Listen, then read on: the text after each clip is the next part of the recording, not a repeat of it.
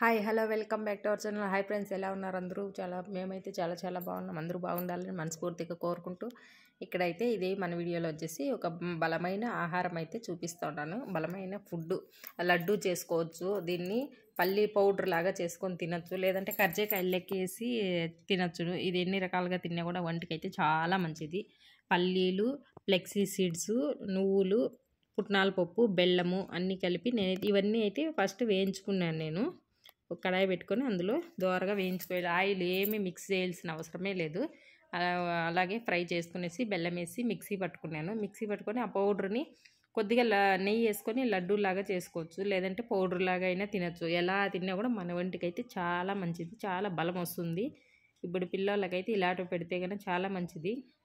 నేనైతే ఇలా పౌడర్ చేసి కర్జకాయలాగా చేసేసి పెడితే స్టోర్ చేసుకోవచ్చు, పిల్లలు తింటారు, మంచిది కదా. అందుకని ప్లీజ్ సబ్స్క్రైబ్, లైక్ చేయండి, షేర్ చేయండి, కామెంట్ చేయండి.